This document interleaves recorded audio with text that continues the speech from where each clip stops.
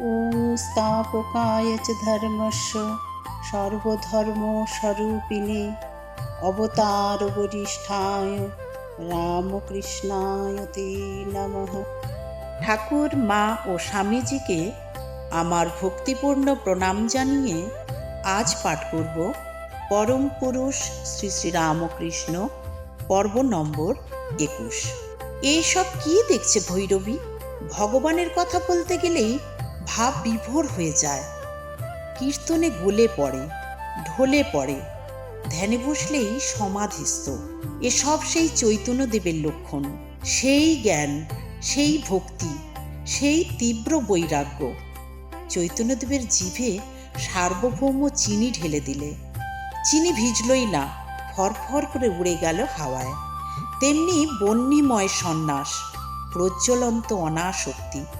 যাকে ছুঁচ্ছে তাকেই ঈশ্বর ভাবিত করে দিচ্ছে, যাকে ধরছে তাকেই নাচিয়ে ছাড়ছে।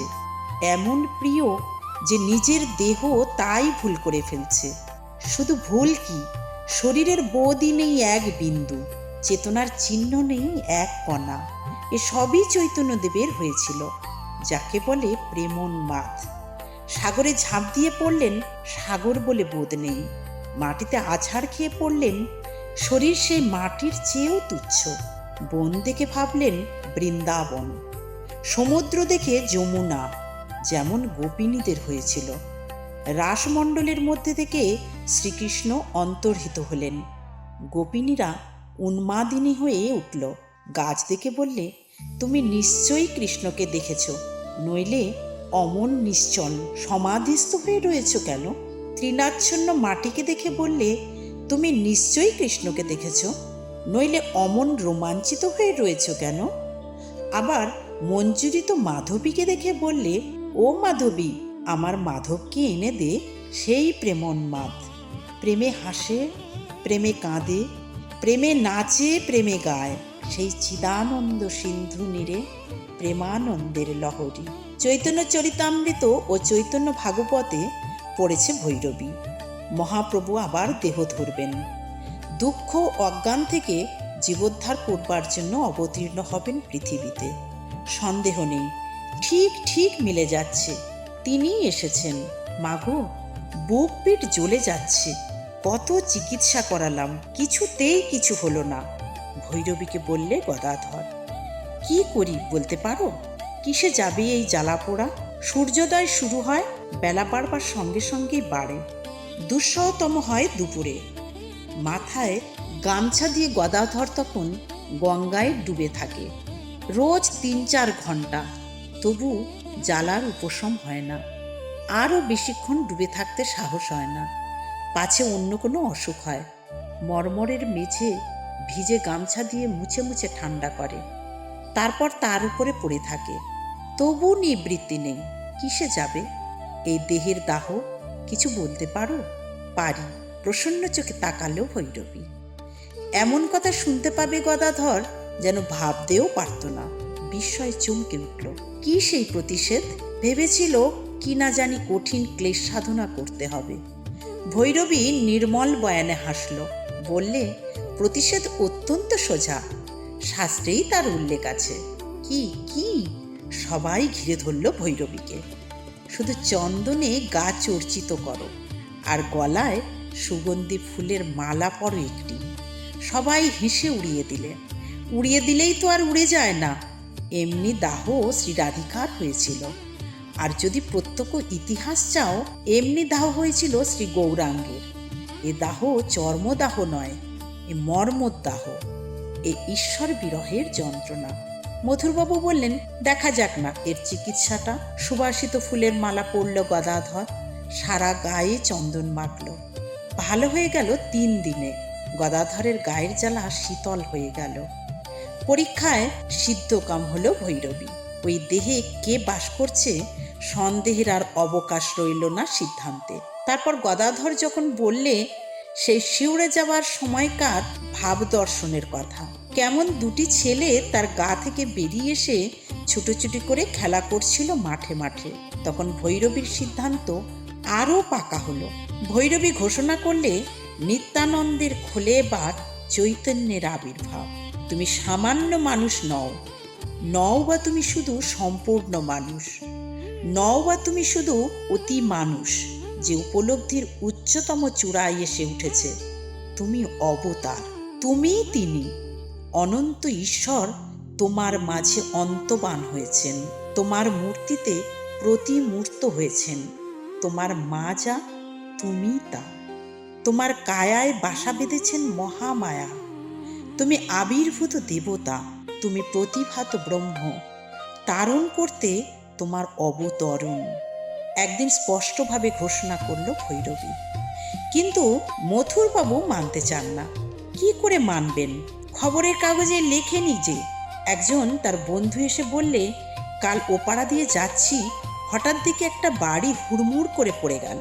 বন্ধু বললে, দাঁড়াও খবরের কাগজখানা দেখি। খবরের কাগজ খুলে দেখলো বাড়ি পড়ার কথা কিছু লেখা নেই। কি বলছো হে? খবরের কাগজে তো কিছু নেই।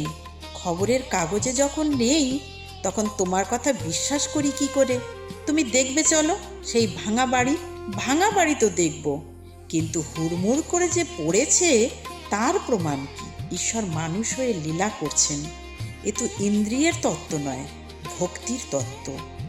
অবতার তো জ্ঞানীর জন্য নয়, ভক্তের জন্যে।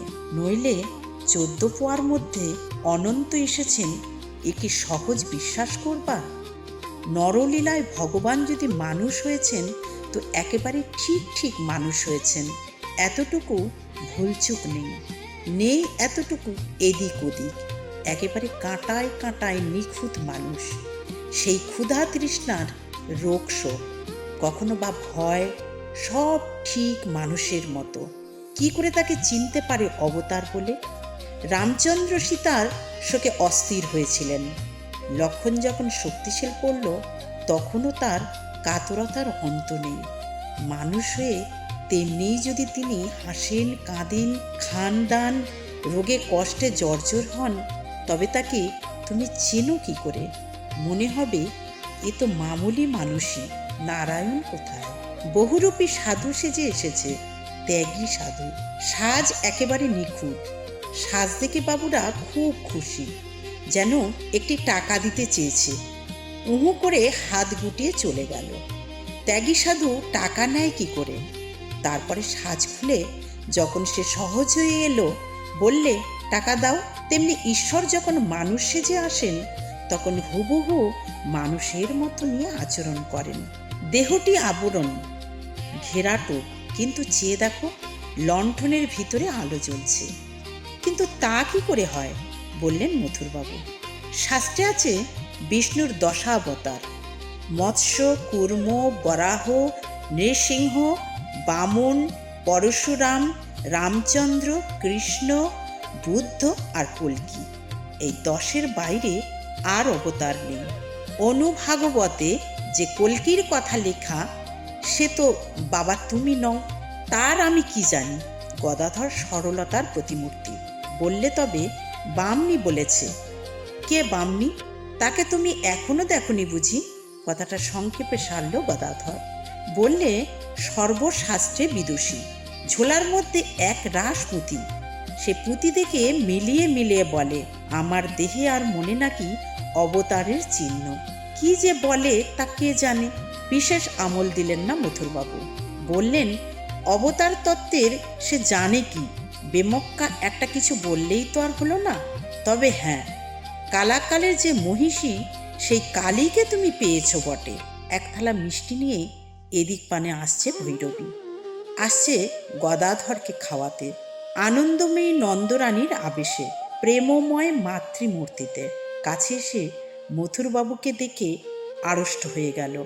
খাবারের থালা হৃদয়ের হাতে ধরে দিলে। এই বুঝি তোমার সেই বামনি? কটাক্ষ করলেন মথুরবাবু। হ্যাঁ, এই সেই যোগেশ্বরী ভৈরবী। বলেই গদাধর ভৈরবীকে সম্বোধন করলে।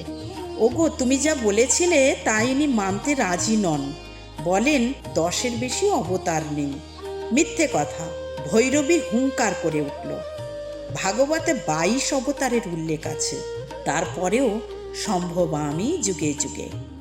অসংখ্যবার ভগবানের অবতীর্ণ হওয়ার কথা বলে গেছেন ব্যাসদেব। বৈষ্ণব শাস্ত্রে আছে মহাপ্রভু আবার দেহ ধরবেন। তাছাড়া গদাধরের সঙ্গে গৌরাঙ্গদেবের কাঁটায় কাঁটায় মিল।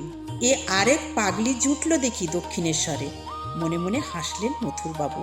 আপাতমস্তক একবার নিরীক্ষণ করে দেখলেন ভৈরবীকে। এত রাজ্যের রূপ নিয়ে দেশে দেশে একা একা ঘুরে বেড়ায়, যোগিনী না নাগিনী তা কে জানে। দেখি একবার যাচাই করে।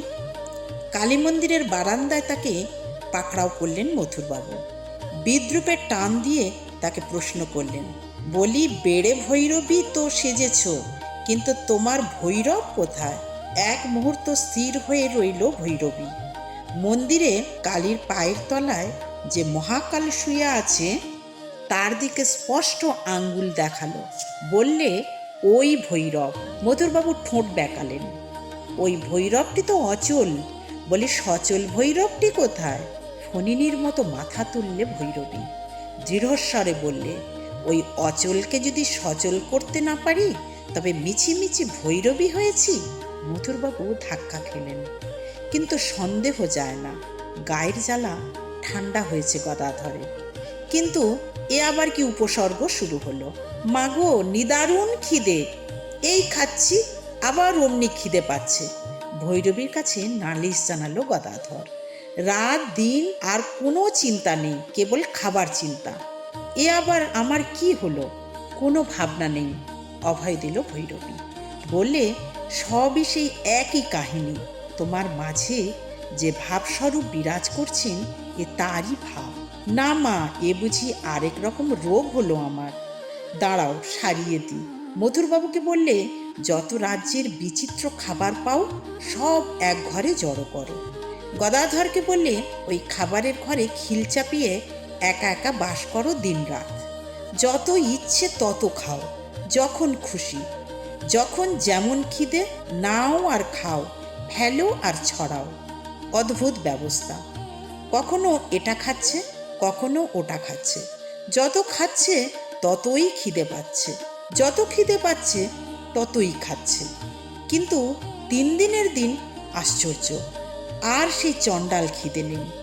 গদাধর আবার সেই স্বাভাবিক মানুষ। এসব নির্ভুল অবতার লীলা। বামনি আবার ঘোষণা করল, গদাধর নরদেহে ভগবান। মথুরবাবু তবুও নারাজ। তুমি সভা ডাকাও। তেজোত্তপ্ত কণ্ঠে গর্জে উঠল ভৈরবী। আমি শাস্ত্রের উক্তি দিয়ে প্রমাণ করব। সাধ্য থাকে কেউ এসে আমাকে খণ্ডন করুক। কালী মন্দিরে সাড়া পড়ে গেল। এ বলে কি বামনি? ঠিকই বলছি। তোমরা যাকে এতদিন পাগল ভেবে এসেছ সে স্বয়ং নরদেহী রামচন্দ্র। ভৈরবী আবার হুঙ্কার ছাড়ল। এ শুধু আমার মুখের কথা নয়, এ শাস্ত্রের কথা। শাস্ত্র যদি মানো তবে আমার প্রমাণও মানবে। গদাধর বললে, বসাও না পণ্ডিত সভা, মজাটা দেখা যাক না। কালীঘরের আমলারা মথুরবাবুর দিকে তাকালো, নিশ্চয়ই উপহাস করে উড়িয়ে দেবেন কথাটা।